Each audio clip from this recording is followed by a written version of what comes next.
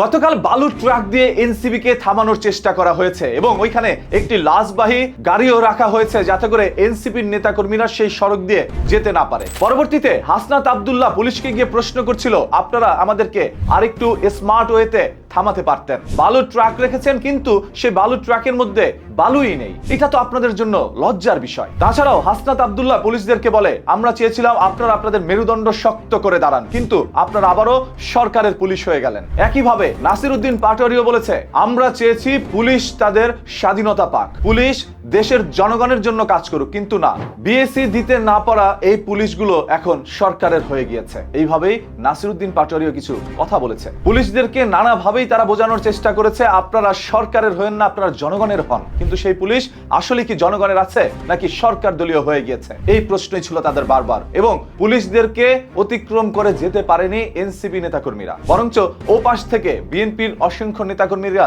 গত পরশুদিন এনসিপির নেতাকর্মীর উপরে হামলা চালায়। এতে করে সার্জিস আলম থেকে শুরু করে এনসিপির অনেক নেতাকর্মী আহত হন। কোনোভাবে নাসির উদ্দিন পাটোয়ারি সেখান থেকে বেরিয়ে আসে, তার শরীরে কিঞ্চিত পরিমাণ আঘাত পড়েনি। বিএনপি হারে হারে বুঝতে পেরেছে নাসির উদ্দিন পাটোয়ারির শরীরে করলে তাদের ক্রমায় যেতে হতে পারে। যেরকম ভাবে মির্জা আব্বাস সাহেব এখন ক্রমায় রয়েছে বা তিনি অসুস্থতার সাথে লড়াই করছেন। এখন এনসিবির নেতাকর্মীর দাবি, আপনাদের কি লজ্জা নাই? আপনারা আমাদেরকে বালু ভর্তি ট্রাক দিয়ে রাস্তা রোধ করার চেষ্টা করেছেন। এটা তো ঘটে গিয়েছিল আপনাদের সাথে, সে একই কাজ আমাদের সাথেও করতে আসলেন। 2013 সালের 28 ডিসেম্বর তৎকালীন বিরোধী দলীয় নেতা খালেদা জিয়ার মার্চ ফর ডেমোক্রেসি গণতন্ত্রের জন্য অভিযাত্রা কর্মসূচিতে অংশগ্রহণ ঠেকাতে এবং তার বাসভবনকে অবরুদ্ধ করতে গুলশানের বাসভবনের প্রধান ফটক ও আশেপাশের রাস্তায় বালু ভর্তি ট্রাক ও জল কামান রাখা হয়েছিল। এই ট্রাকটি বেশ কিছুদিন বেগম খালেদা জিয়ার বাড়ির সামনেই ছিল, ওইখান দিয়ে কেউ যাতায়াত করতে পারেনি। মানে বেশ কিছুদিন ওইখানে ট্রাকগুলো পড়েছিল, তারা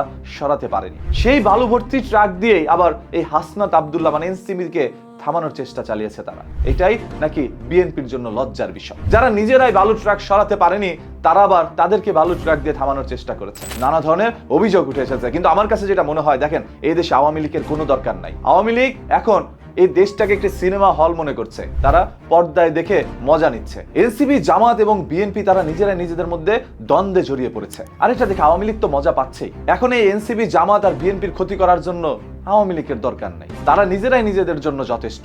আজ আহত কাল নিহত, এরকম ঘটনা ঘটতেই পারে।